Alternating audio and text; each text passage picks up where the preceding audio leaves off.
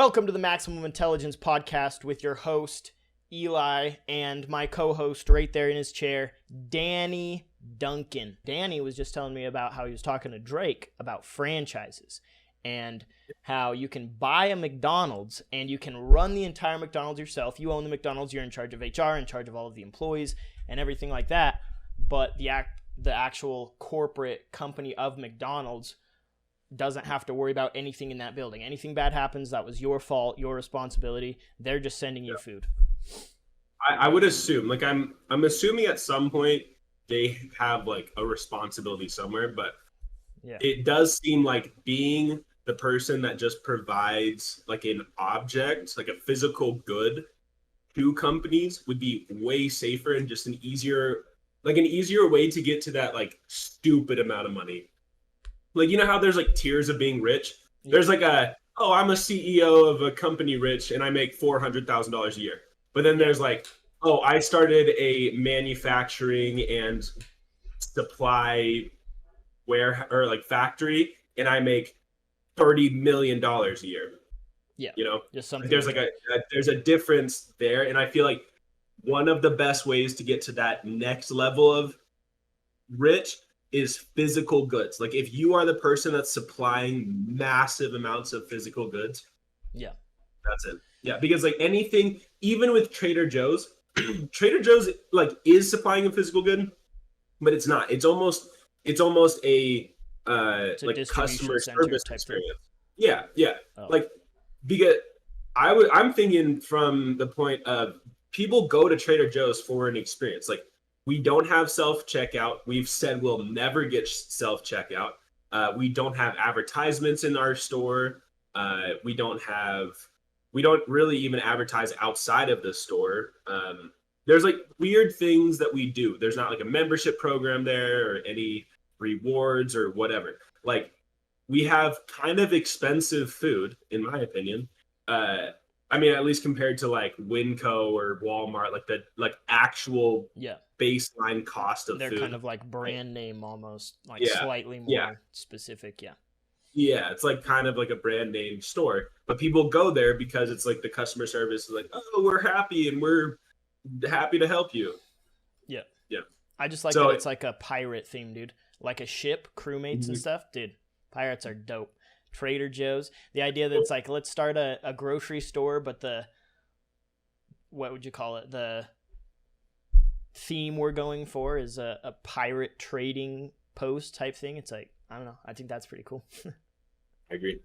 I think it is. Yeah, it's a weird grocery store. But anyways, like with that concept, because they're not just getting physical goods to people, they have to like go through the process of paying for all of the upkeep of like paying us, the HR, running the company side of it and everything. Because let's say like Trader Joe's has around like 500 stores.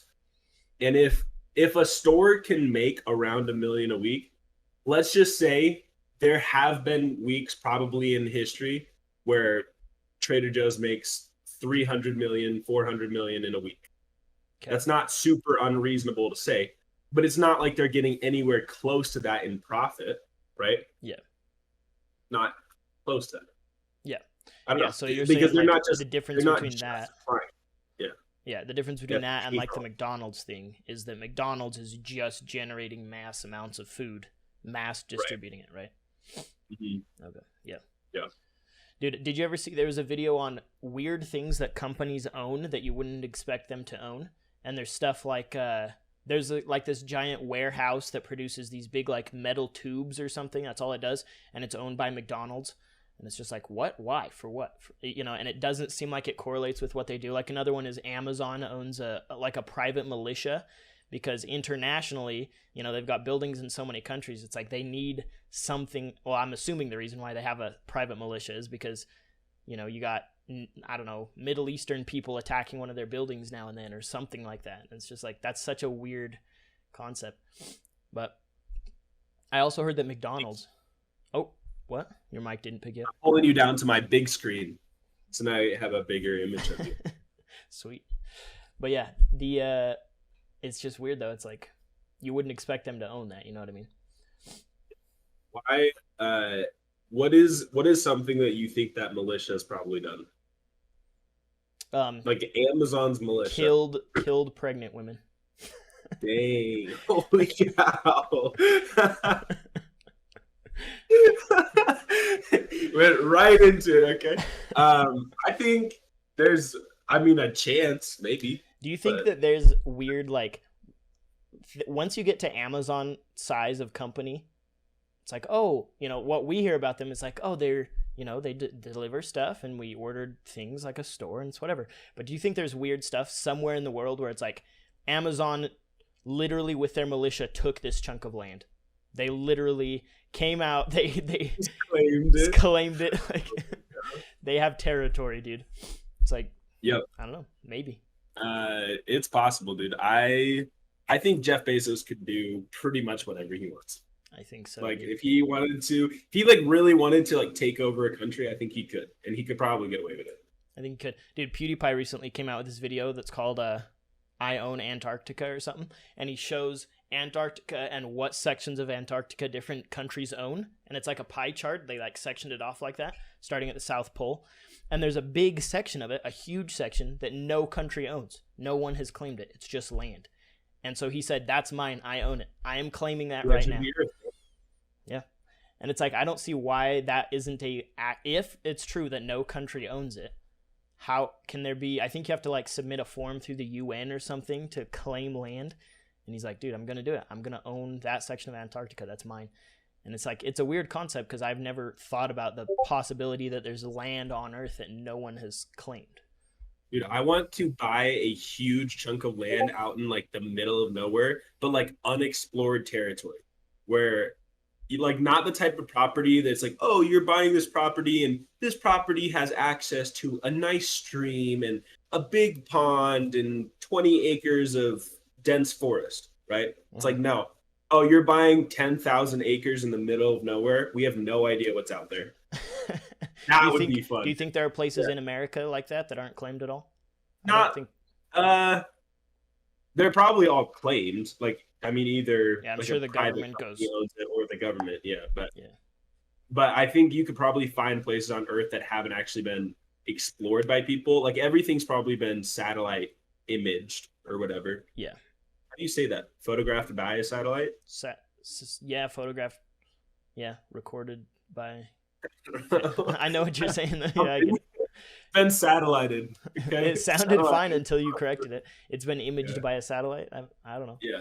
Anyway, yeah, it's like I know that there's huge sections of the rainforest that humans have never been in, just because it's so dense and dangerous that they just haven't been in it. But also from like an aerial view, we know there's not cities or something there. It's just. But forest. I feel like that's actually not true because haven't they found at least like structures that are just under the tree line?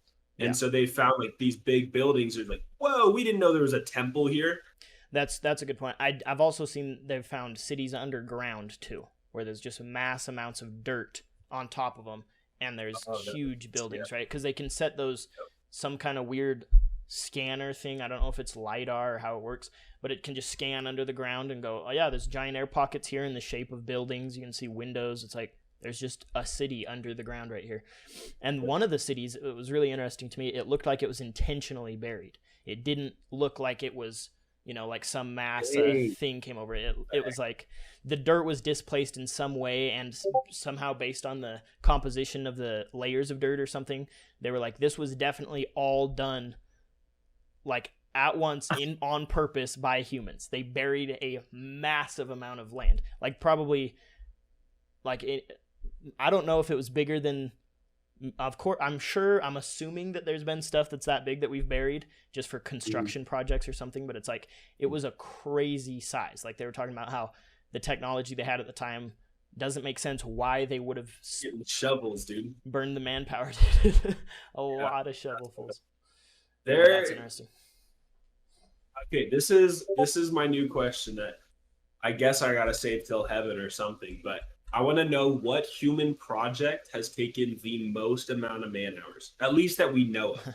Like, if there is a way to find that out, like, you should actually try to look this up. But if we could find out if the Great Wall of China was the longest project, or the pyramids, or like I'm assuming it would be, well, okay, I'm not taking into consideration cities also, because cities are man-made, but that would be kind of dumb if you did that. But like a single project, it would probably be like the pyramids. That's what I would guess. Yeah, so I just Googled it, but if you're talking strictly construction, it looks like it's the Great Wall of China, because this says Great Wall of Oh China yeah. is one of the largest construction projects ever undertaken, holds the distinction for being the longest as well. And then the next one for the running is the Burj Khalifa in Dubai, which I think Dang. is that a specific building or is that Yeah, it's like the tallest building. yeah. Anyway, yeah, it's weird. But here's the thing I heard about on a video the other day is there was this guy that at the age of like 20 something, he decided that life was silly and meaningless and that to face infinity was too daunting or something, and so he decided to devote his entire life to painting. He got these giant canvases, and for like 48 years or something he painted numbers.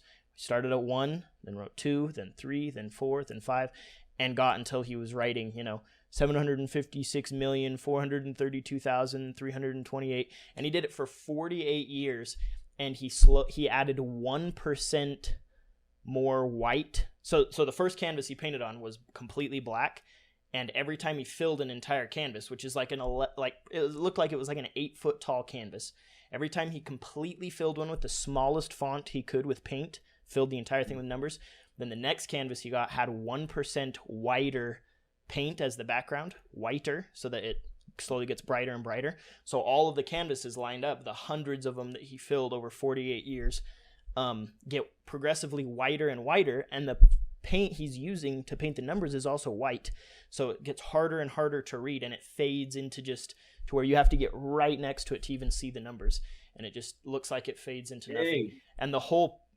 art project was basically that he knew the project would never be done because numbers are infinite, right? And it was just this weird message of like, I'm literally, to prove this point, going to devote my entire life to this. And That's so cool.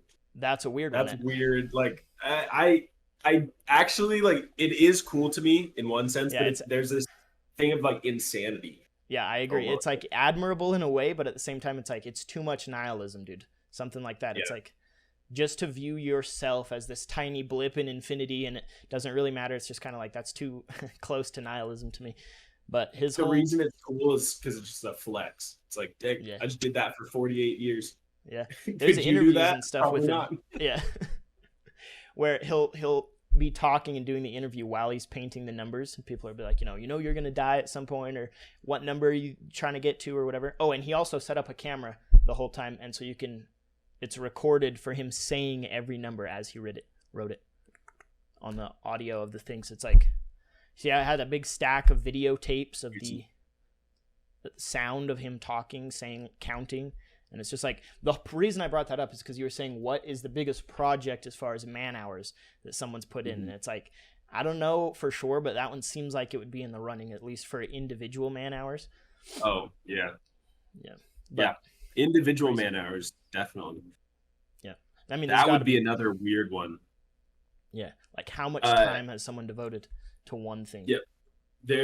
Some of the people, like the people that have gotten crazy amount of gamer score on Xbox, the achievements, like that guy that got like 1 million or whatever. Was it 1 million or 1 billion? What did he get to? I think someone hit, I think it was 1 million. I think that was a big deal. But yeah, First like time that someone milestone, but just thinking about the hours that he must have put into doing that. Like that's years of your life just devoted to playing games just to get like achievements. Yeah, And he I don't probably think enjoyed you it. get any He money probably, for that. yeah, yeah.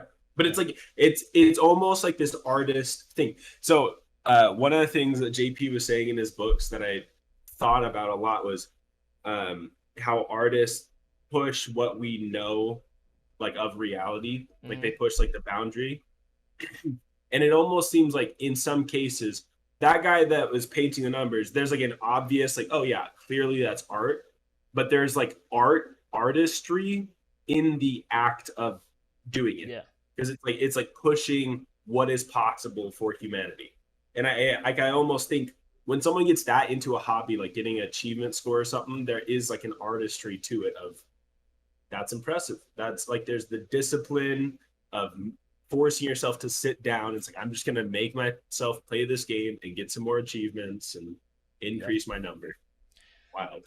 Dude, it's cool. There's a I've been wanting to tell you about this YouTube channel, just called Jacob Geller. That's the name of the guy that has it, but it doesn't matter right now. This specific thing I was going to say is I recently watched a video of his where this art critic was criticizing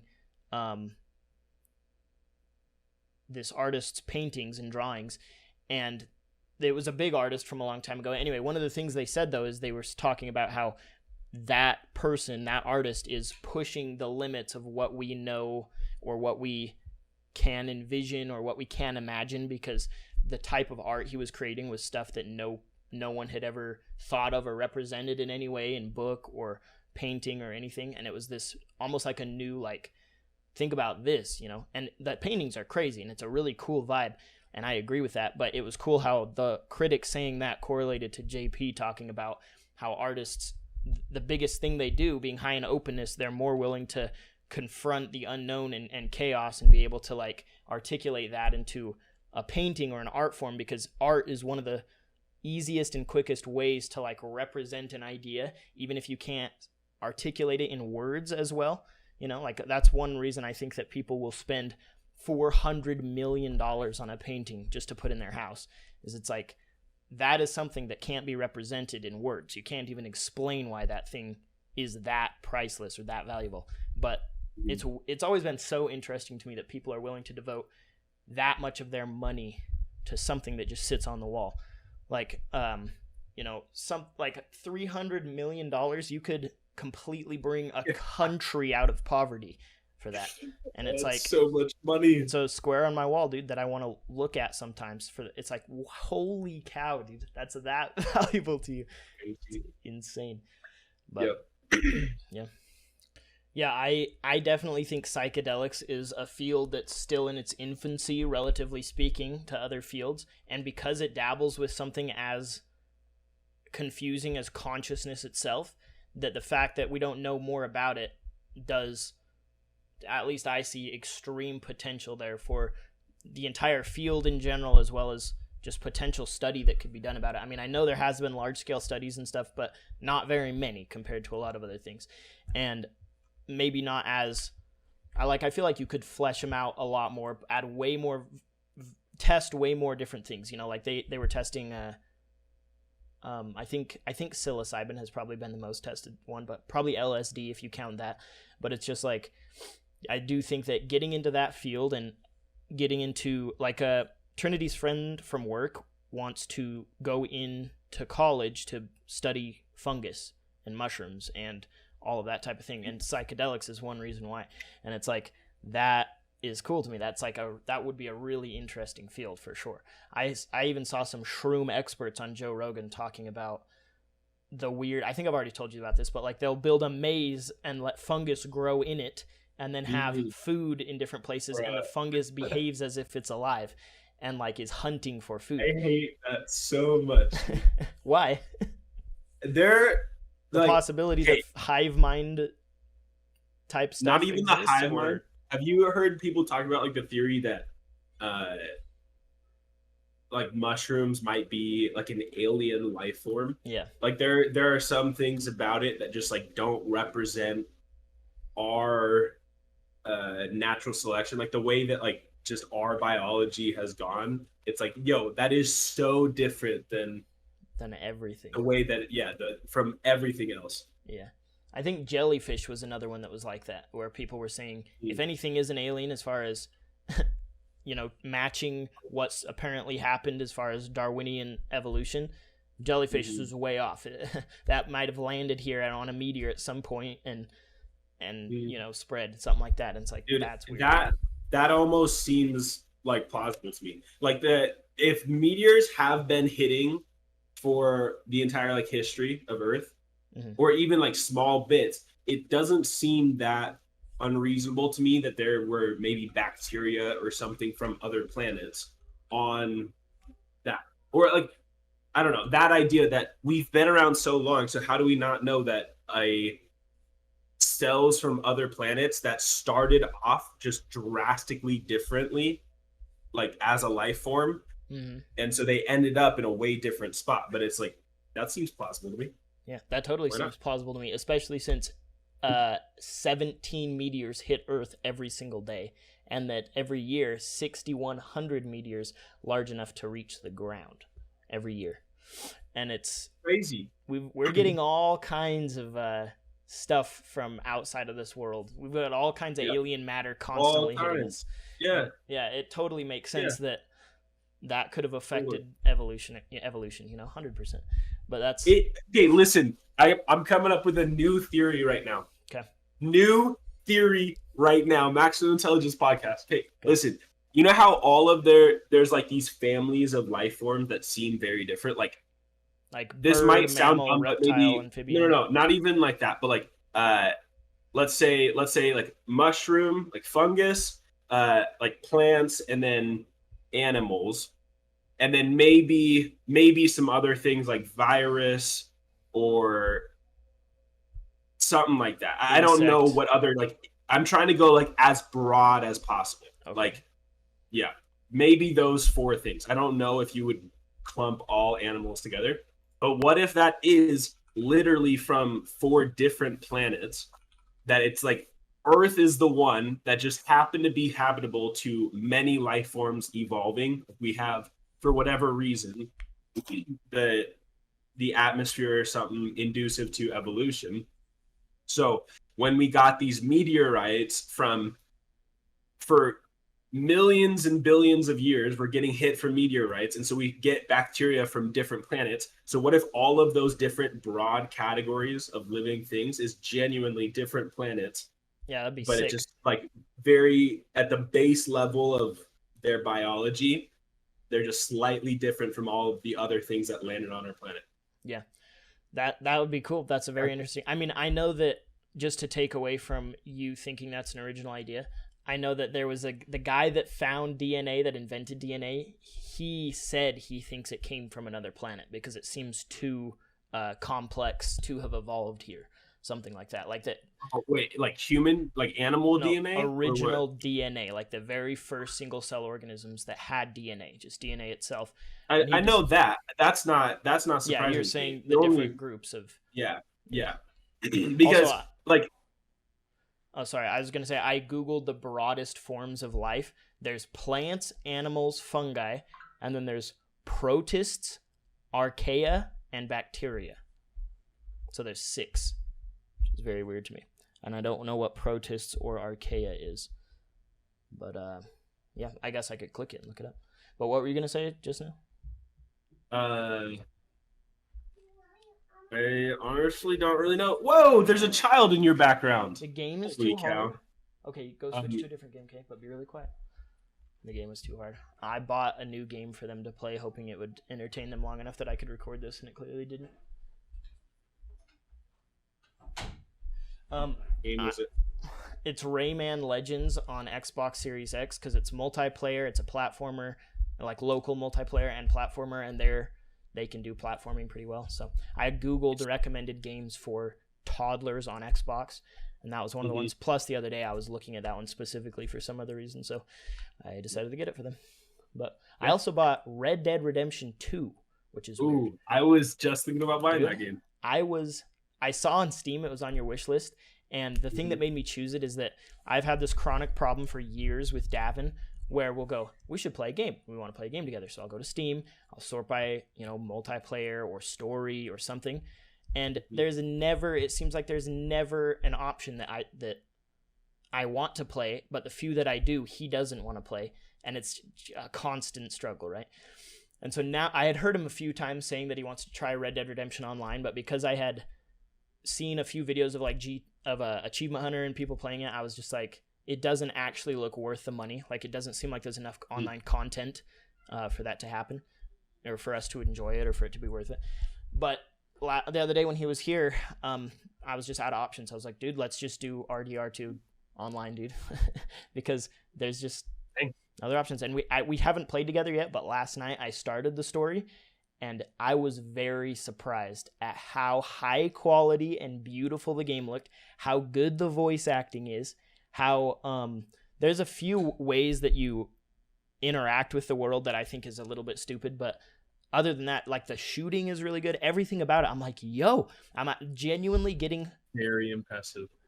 yeah, I'm genuinely getting hopeful that it will do for me what GTA 5 did to me. The story of GTA 5 was one of my favorite gaming experiences at all, period. And I've always talked it up, and I haven't heard too many people online or other people talk about the story being good, which surprised me because it seemed like it was such good writing and such an impressive plot and everything.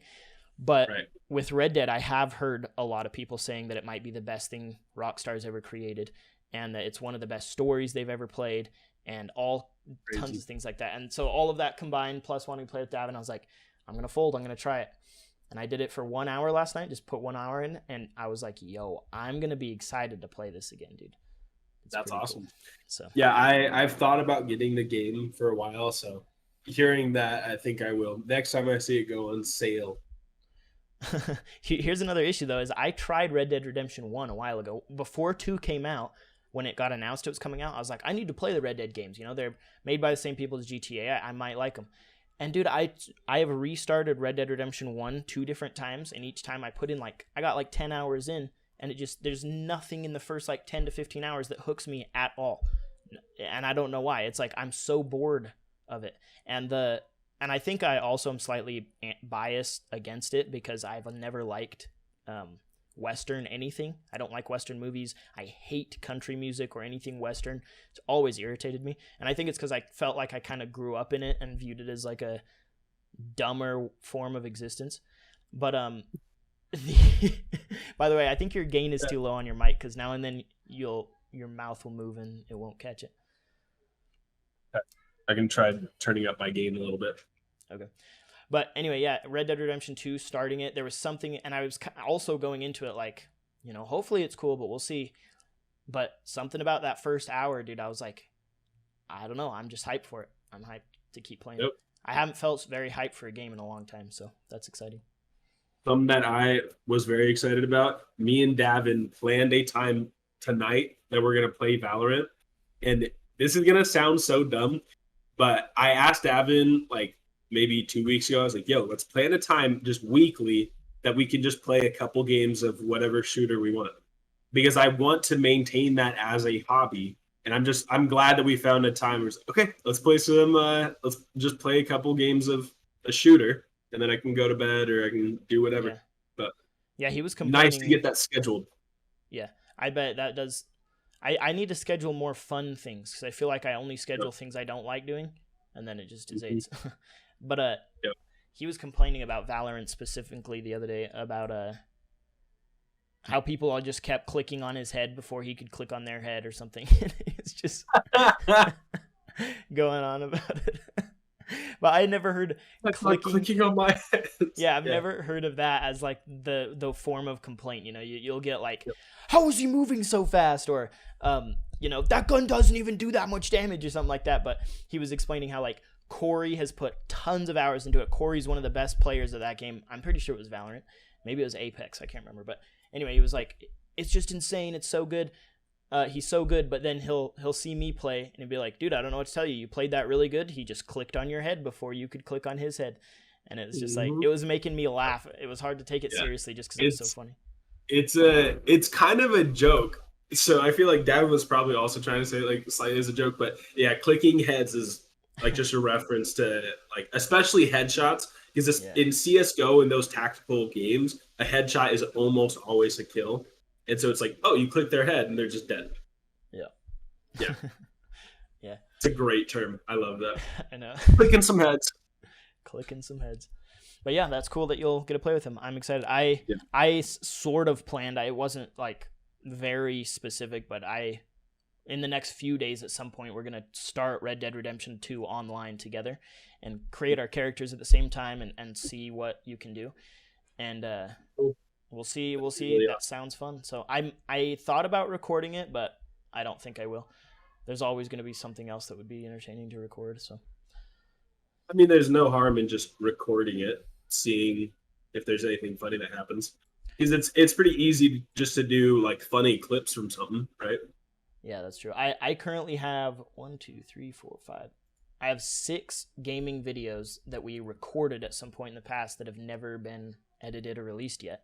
And I did have like 13, and I started chronologically, and every time I release a gaming video, I just start with the one that was recorded farthest back in the past to try to keep the channel somewhat more chronological.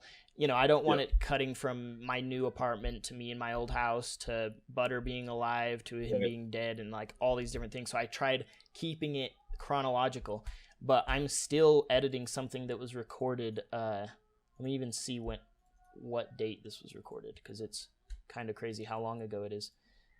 I think it's gonna be something like 6 months ago, December 20th, or December of 2020, early December of 2020, and that's the gaming video that's gonna come out 9 months next couple days. Yeah, and but then the one after that I'm recording wasn't recorded till January of 2021. Oh, that was only a month later. Anyway, the point is that I, for some reason, like Davin was saying, just record the. Hang on, I'm gonna have to cut this part out. They're being too loud. All right, we had to cut out for a second. We're back.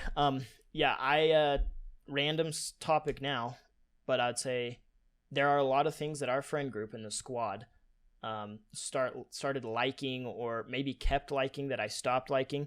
Either way, it's become to where I'm way more aware than I've ever been that I have vastly different interests than most of the 10 people we consider the squad. A lot of the stuff that they'll talk about, or even some of the jokes that they'll make, or what they spend their time doing, and it mostly the biggest area where I diverge with interest is video games, because not only do I just never play them, but what? Okay, switch to a different game. Do you remember? Do you know how? Go click on Human Fall Flat. Yeah, and so it's just interesting, and I don't think that's necessarily a fault of my own or a fault of theirs or anything like that.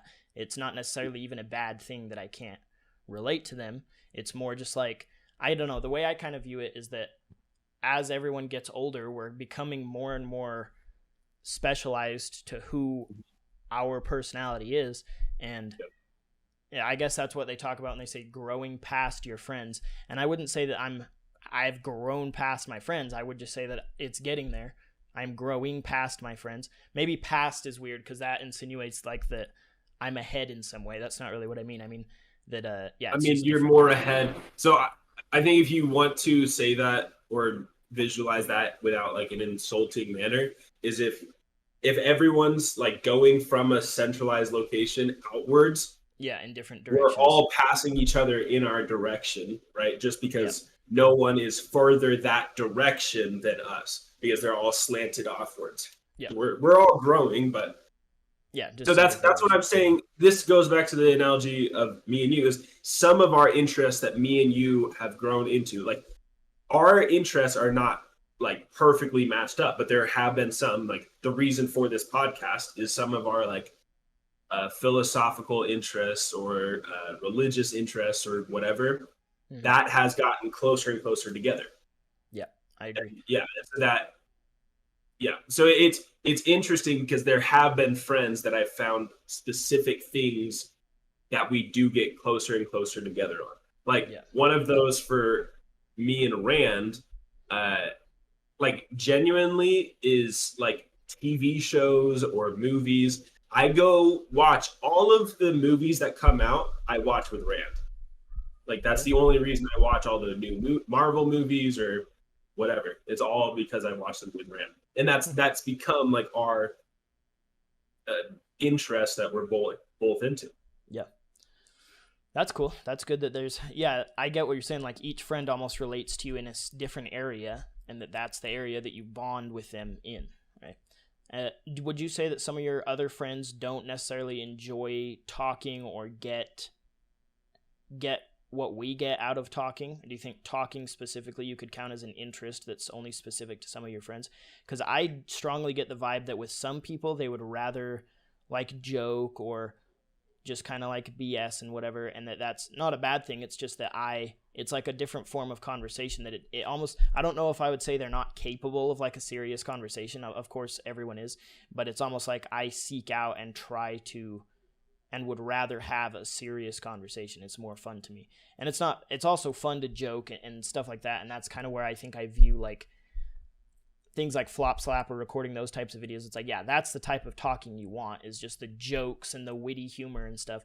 But then I felt a major lack. I almost kind of still feel like a lack in my life of more meaningful conversations and like deeper like topics. And that's, I think, probably why I'm so attracted to JP or different YouTubers or speakers that have conversations that are long form rather than just comedy. Yeah.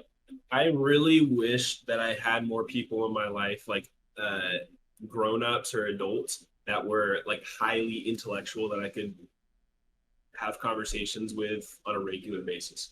Yeah.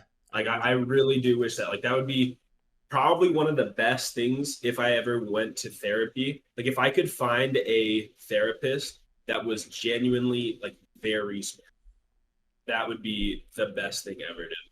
Being able to talk about all the things that are going on in my life with someone that has like really good insights on, because it's just some people are more inclined to be more intellectual than others.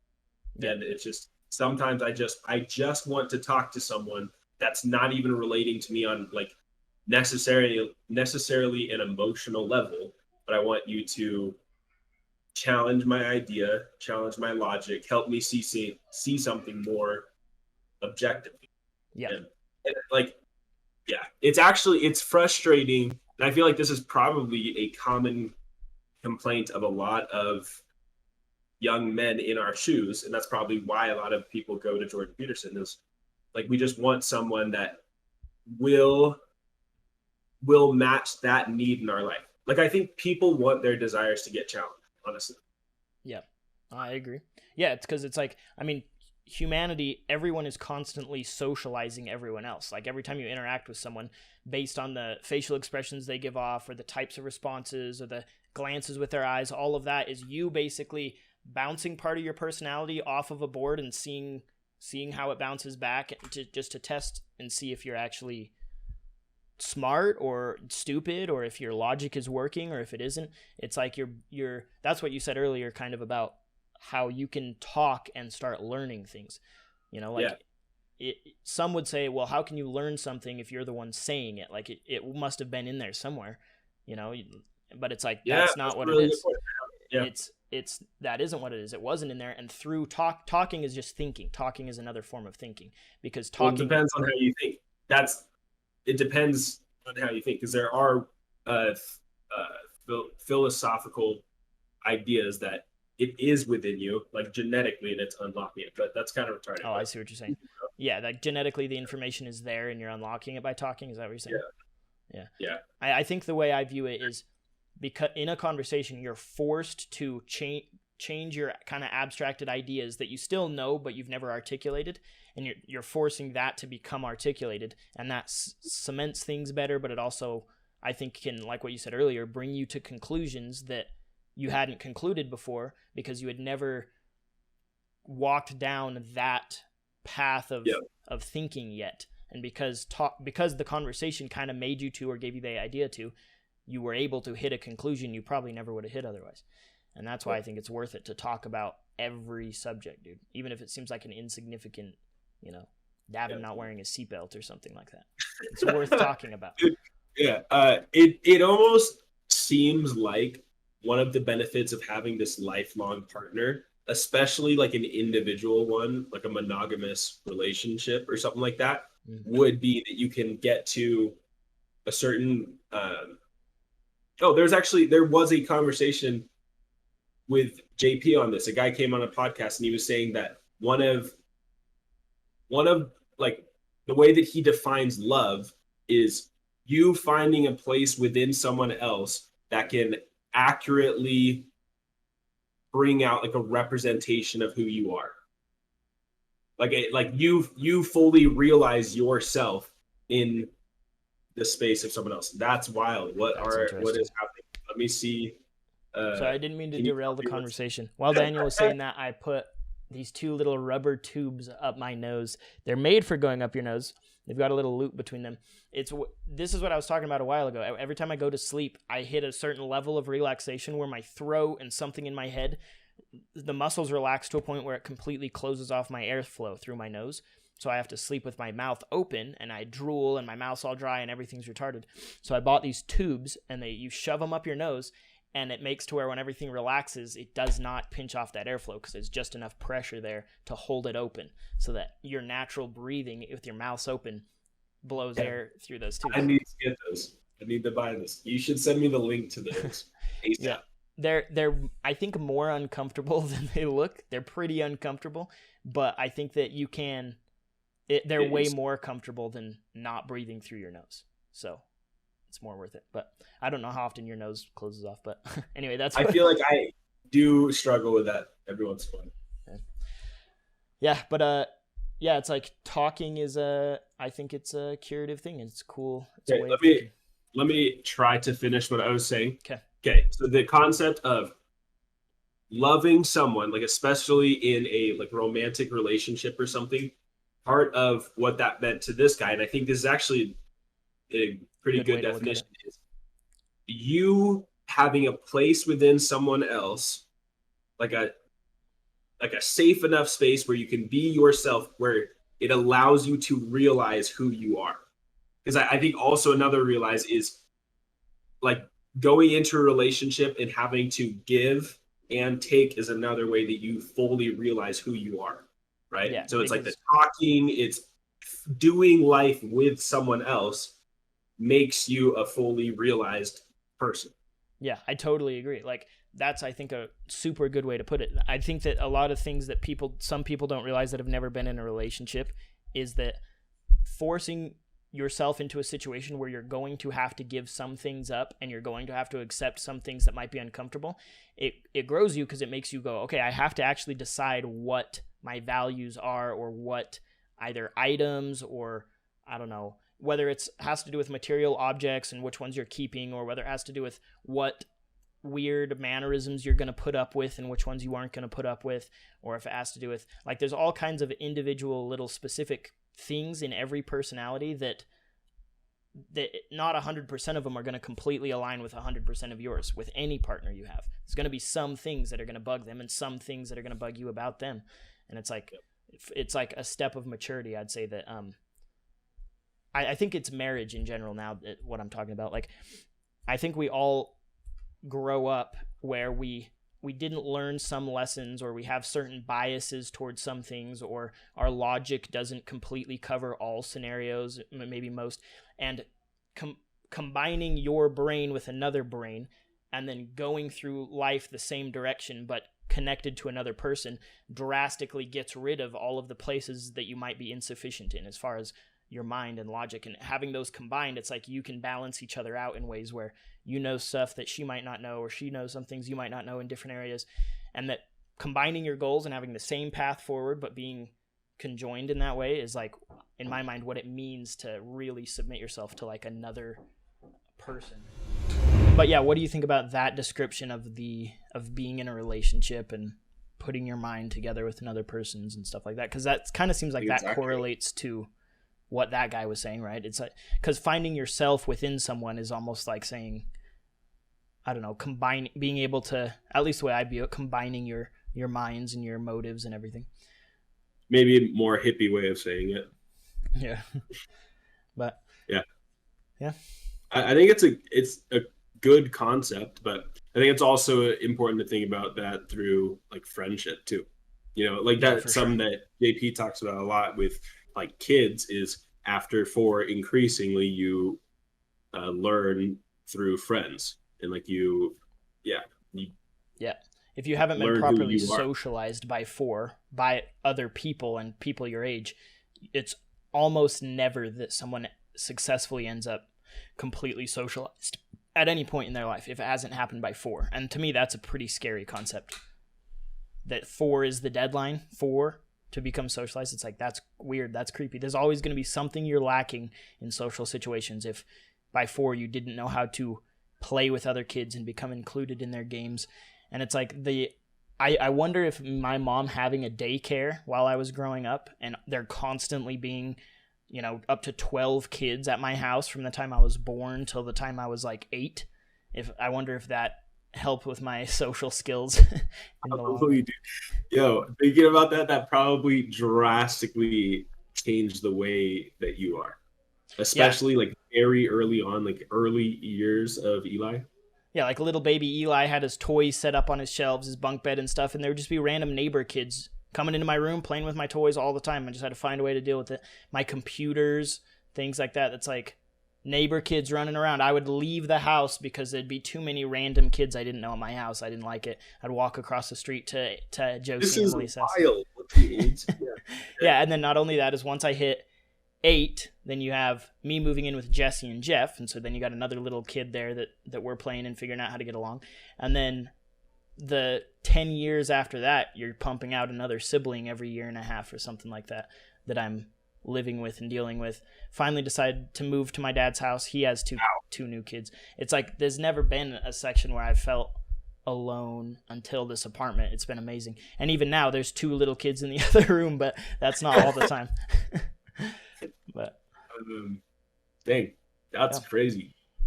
It's just weird to think about how many people you've always been around, and specifically family. Like it seems like it's always been usually close people. Yeah, a big part of it's family. Yeah, and then I've also been in public school from, what's before preschool? Preschool, Head Start. You go Head Start, then preschool, then kindergarten, then 1st grade through 12th grade. Yeah, and I was doing that since Head Start. I was in school. And I don't know, that's a little bit longer than most, not that much longer, but it's like there was younger than 4, right? Huh? That's younger than 4, isn't it? Head Start, I think so. I'm pretty sure. But that was just out of necessity because my mom had to be at work or whatever, and so I was. Right. Let me look up how old is Head Start? Because something I thought about with like having kids and trying to socialize them, like I wonder if putting them into like a public school situation or at least a school situation would be beneficial for that, or you trying to do it yourself if you had enough time would be the best way to do it. I think it's tilted me toward extroversion. I'm assuming it's tilted me toward extroversion, and then probably also under age of 3. Under the age of 3 is Head Start. 3 to 5 is Head Start, but it's basically a daycare. It's like a kid daycare, but they try to like look at the giant numbers on the wall. What's this number? Try to do the basics, but it's who knows, dude. I assume that it's better for your kid only out of just knowing that socializing through just giant sample size of peers and just figuring out how to be social through having a giant sample size of peers is like probably the best way to do it, because that's going to be a somewhat accurate representation of the average of adulthood. It would be interesting if you could get like a statistic, like do these 10 things and there's a high chance that your kid will be socialized, of like don't move for 5 years or something like that. Like have or move every year. Honestly, like who knows what the actual statistics are, but like, whatever it is, or put them in Head Start as early as possible, or have them in after school programs every day. Like I wonder what the statistics are. Like if you do this thing, there's a higher chance that your kid will be a more socialized person. Did you know that they did experiments where they got sets of twins and triplets and separated where they grew up, what families they grew up in, without telling them that they had a sibling at all, and then came back and did follow-up, I don't know if it was interviews or just looking at their life, like years after, multiple of them, and there was a tighter correlation between like career success and IQ than there was between career success and your starting out socioeconomic status. Like if they started in a really rich family, did they end up in a good career, versus starting in a poor family, did they end up in a good career? And there was almost no correlation there. There was a big correlation between. There is a correlation of IQ and wealthier families. There's a whole standard deviation for every. Yeah, that's what I'm saying is the IQ and career success was correlated. That's what I'm saying. But if your family was rich and you started there, but you didn't have a good IQ, it didn't help you get a good career. IQ is what matters. I know, but listen, you have a higher IQ. There's another test that I've seen that's similar to this, that twins separated and one goes to, like, I'm pretty sure it's kind of dumb because it's like 4 standard deviations of wealth. It increases your IQ by 1 standard deviation. Oh, that's true. Yep. Like if you're a twin or something like that. Like, so there's a correlation from intelligence to wealth from like a small degree. Yeah. Like if you get into extremes, it seems like. Yeah. I mean, yeah, I'm sure there's so many ways where advantaged families have an advantage, like even in ways that we can't even quantify yet, like that being one. Like, probably wouldn't guess that just because the family's rich, they have a slight edge on IQ. That's biological, but it turns out they do, right? Yeah.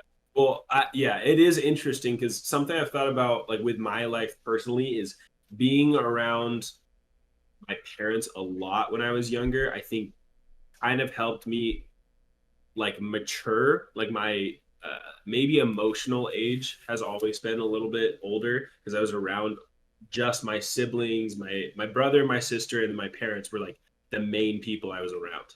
Because I was homeschooled, and so they had like a very tight influence on like how I grew up. Yep. Yeah, that makes sense. Okay, wait. So let me go back to another point. So another thing with being around my family, there's a video that I saw on YouTube that was talking about families that have home cooked meals have like significantly healthier. It's like a 30% chance that, or 30% less chance that the children will be obese if there is a stay-at-home parent making home cooked meals. And that's like another like wild statistic of like people that have the ability to, or like I guess choose to make home cooked meals. It's like that's another thing. Like putting time into it increases the child's success. And so I think I would guess that wealthy families have probably do a lot of the recommended things because they have a lot of time to do them. That would be my guess. That makes sense. Yeah, I know that there's a thing between students' grades correlate with if they have meals with their family. Like if their whole family sits down and talks, it increases their GPA, which is weird because, you know, some families will just make dinner, everyone will come and get a plate and then scatter into the whatever room they want to go in and eat alone.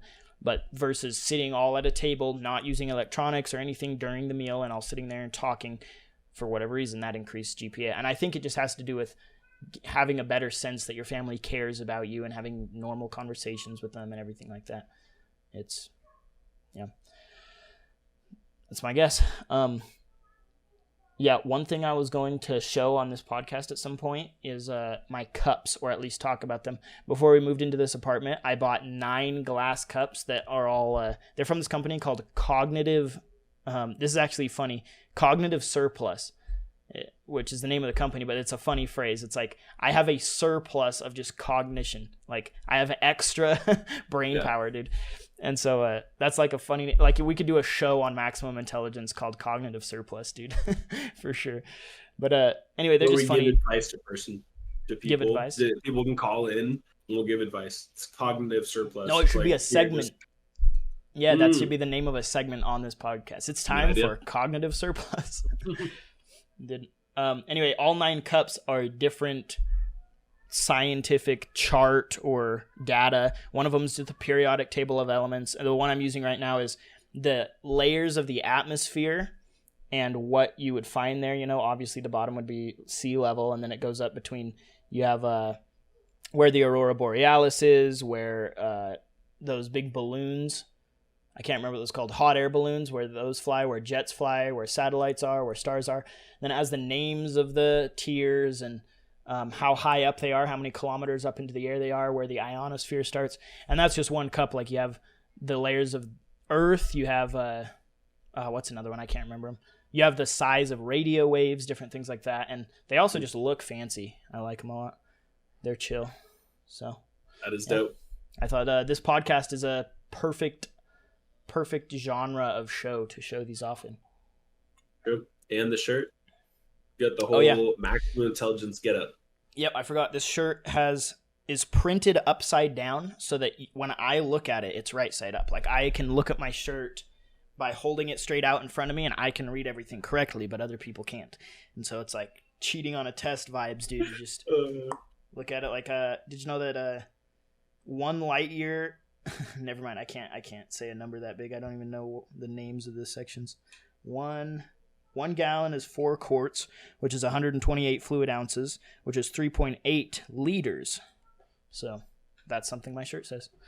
But I got this from the Curiosity Box by Vsauce. I was subscribed to them for, I think, like a year or something. And every 3 months, they sent a box called the Curiosity Box that had, and each of them was seasonal. Like here's the winter one, the summer one, the fall one, the spring one. And they had toys in them, cool little toys like, I don't know, prisms. I got a little prism over there. One of them was a remote control car you build that's powered by solar energy. You build it. And then you have magnetic sand. That's like cool.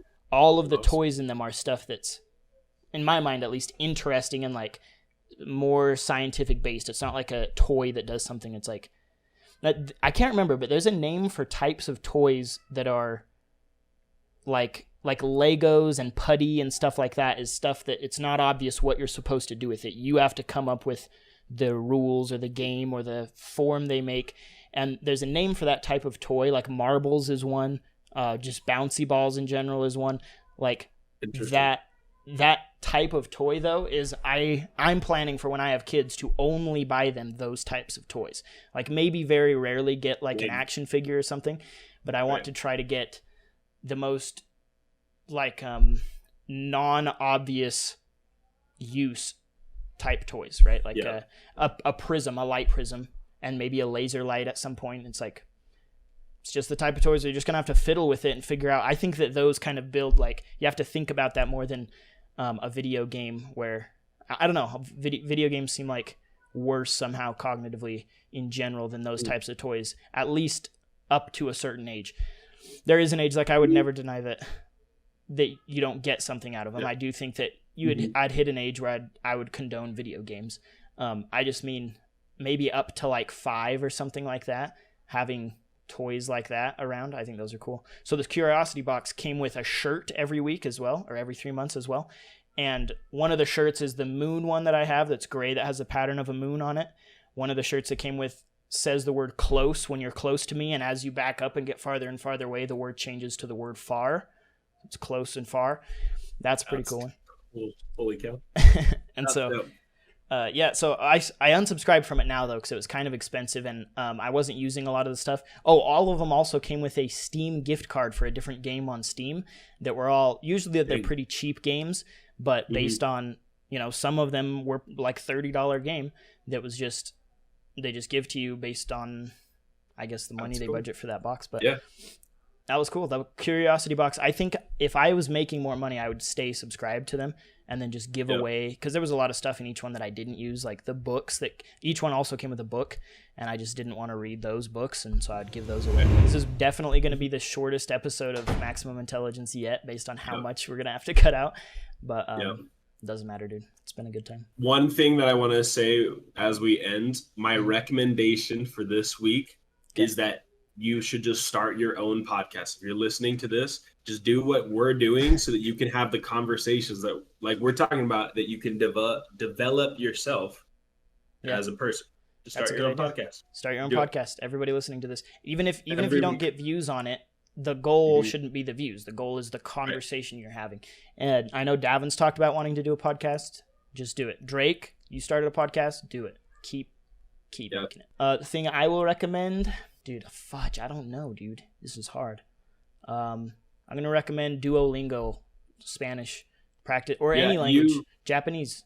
I'm 7 days in a row now on Duolingo, and that's not doing the minimums. Of the first few days I did retard amount, but it's fun. They make it like a game, and I think everyone would be surprised just opening the app how simple and basic they make it. Don't think of it as intimidating. They break it down to where retards could do that, dude. It's so easy. So I'd recommend Duolingo. Learn a language. That's what I'll say. Heck yeah. Cool. Anything else before we end? Let's think of a question for the audience. Let's see if anyone leaves a comment and answers a question. Let's see if we can do that. Answers a question. Dude, if we even get one answer, that would be wild. Poggers, dude. Please, one answer. Come on. In fact, if there's one answer, question? I will read your comment and your answer and talk about it on the next week's episode. Hey, it's a good idea. What is a good question? What is the most horrible, traumatic event that has happened in your entire life? You can make a fake account if you want. Why not? Just literally make an anonymous account, type it out. That would benefit you as an individual to process the trauma. Yeah. Type out specifically exactly what happened. Where did he touch you?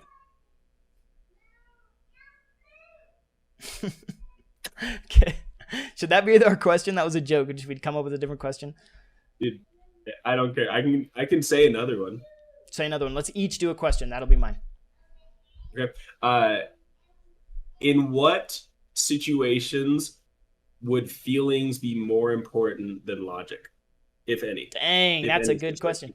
Dude, that should be... I'm glad you asked that. I think that should be our heading question on next week's episode.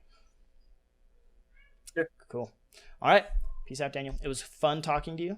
And make sure for all you viewers that are watching, if you want the funniest content you've ever seen, edited by clearly the best editor you've ever seen, go over to Flop Slap on YouTube. Amazing content. By far the best YouTube channel that's existed. The trajectory for that thing will blow past T-Series in no time flat. Be there for the ride. It's going to be an amazing journey. Go subscribe to Flop Slap right now. Like all the videos. Comment on everything. Gaming content that's almost as good as Flop Slap. By far the best gaming content I've ever seen personally. Slop Flap on YouTube. Very, very easy to confuse those names. You're just going to have to be maximum intelligence and think about that. So subscribe to both of those, and we'll see you here next week. Peace out. Yes.